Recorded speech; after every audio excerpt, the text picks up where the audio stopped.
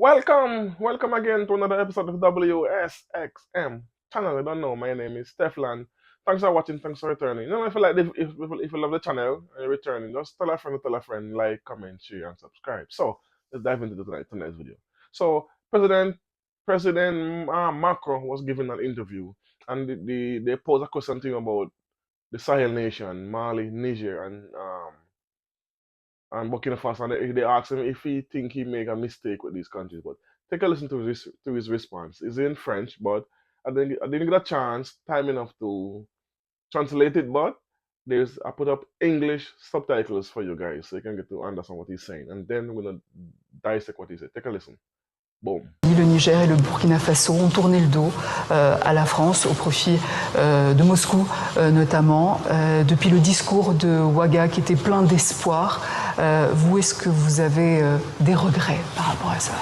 Des regrets, moi j'en ai beaucoup pour la jeunesse de ces pays, je vous le dis, parce que c'est une jeunesse à laquelle je suis éminemment attaché. Je ne dis pas ça parce que vous êtes là, mais parce que, là encore, on a des millions de Maliennes, de Maliens, de Burkinabés, de Nigériens qui vivent en France, de familles partagées, parce qu'on a tellement fait avec ce pays. Parce qu'on a des dizaines de jeunes soldats qui sont partis mourir pour éviter que les terroristes djihadistes prennent possession du pays. Que je peux pas vous dire, je suis heureux. Mais je mettrai peut-être une réserve là. Qu'est-ce qu'on a mal fait? Qu'est-ce qui s'est passé? Ce qu'on a mal fait, c'est qu'on n'a pas réussi à sortir de la réponse sécuritaire. Et j'ai pourtant redoublé d'efforts.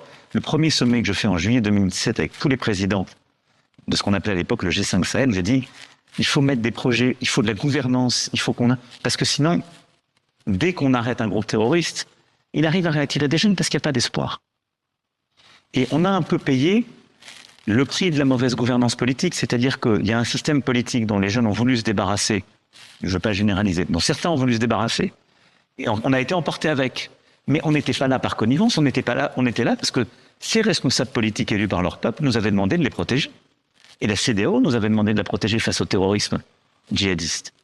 Et on a fait ce qu'on devait faire. Et il y aurait sans doute pas, à coup sûr, le Mali ne serait plus un État unique si on n'était pas intervenu en 2013. Et je le dis d'autant plus aisément que j'ai pas eu à porter ce choix, il a été fait par mon prédécesseur. Mais on est resté trop longtemps dans une posture de soutien sans que ça bouge sur les projets, justement, et sur la rénovation démocratique. Ensuite, qu'est-ce qui s'est passé? Des fautes. Est-ce que ça représente le peuple un putsch? Ben non, parce que c'est pas une élection. Et donc je dirais, en bon français, the jury is still out.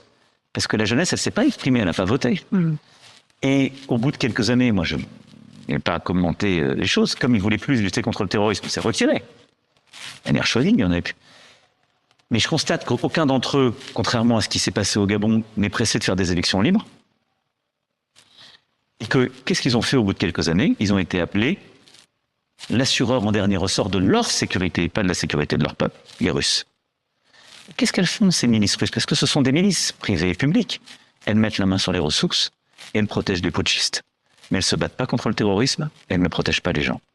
So there you have his response. So he said a few things that they was asked to go there and they were protecting them from jihadist attacks, and oh, the French citizens lost their lives to protect them, and since they have left, the jihadists has returned and destroying the country, and they don't have elections, and basically saying without France they are worse. But let's dissect this, because I did a video a while back, and when France went into Burkina Faso in 2013 and they get kicked out in 2023, which is 10 years after.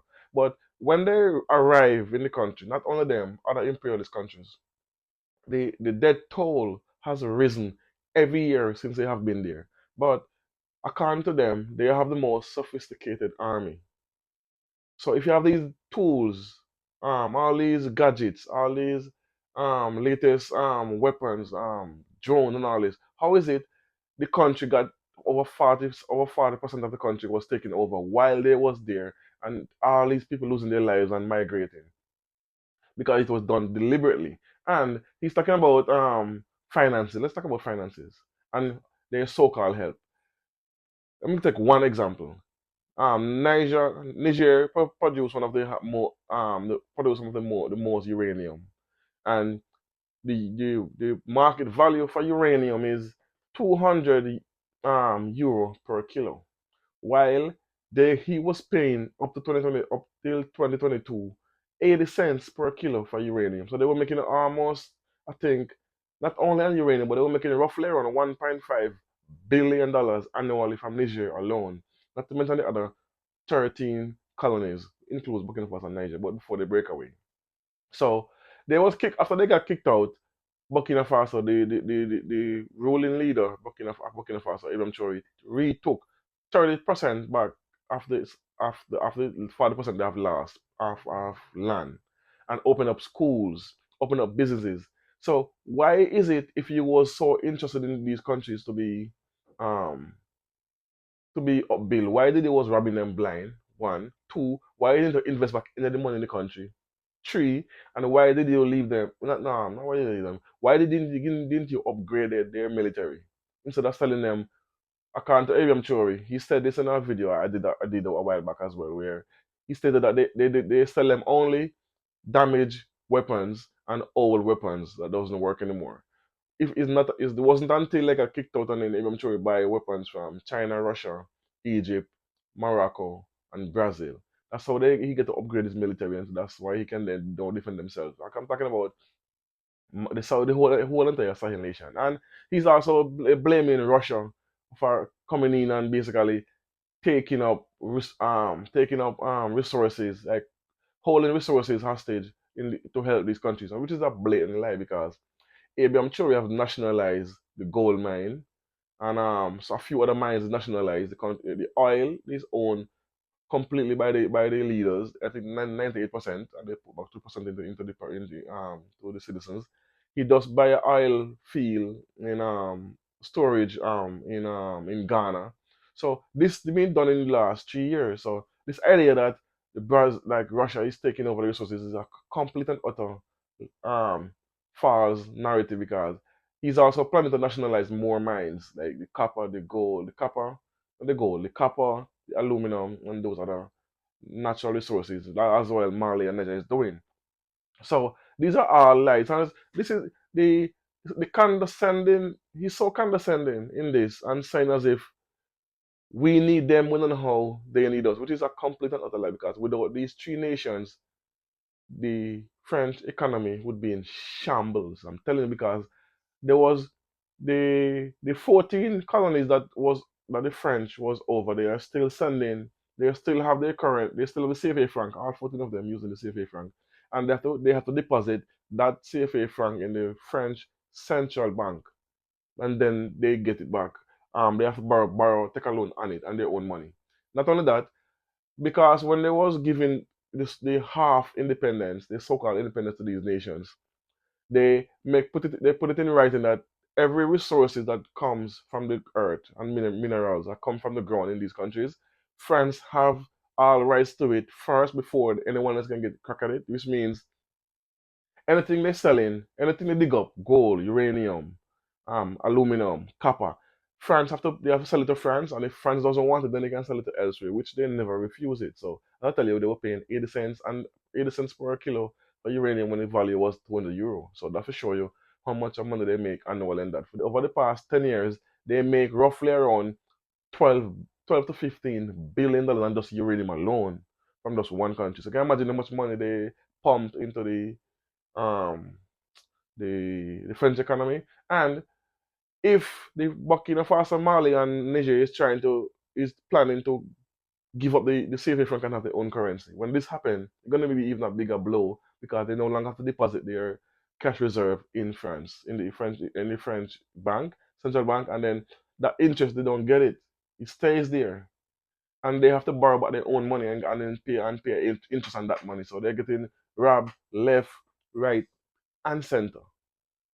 So this is why you see Ibn Chori is building up his gold reserve right now, and he actually build and open up a central bank, so they no longer have to deposit save their money into the French bank. We can stay in Burkina Faso. So whenever time you see this goes through and they have their own currency, there's going to be a big blow to the economy. and when other nations have to follow, even better yet. So this is what I take from this. He's still upset over the last of these countries, and he's now using Burkina Faso citizens in France, and it's alleged that he's paying these guys to protest against their leaders, all because the world has fallen in love with these leaders and protecting them. And it's alleged, and I'm not sure, it's not confirmed as yet, that Russia and China is sending over 500 troops, specially trained groups to go defend eventually. And why, if some people are going to ask, why we have to use these guys instead of our own?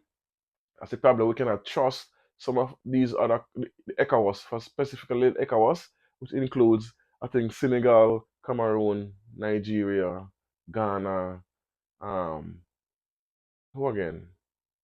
Caban, um, forgive me, but it's around 12 countries in the ECOWAS. They all despise Ibn Chori. And we see it even in Kenya, where the Kenyan senator was saying Ibn Chori is a liar and a thief. Americans are saying the same thing. So they are putting this narrative out there from now, but it won't work because what? Abraham Chori is a leader that does not go in the media and flaunt his his successes.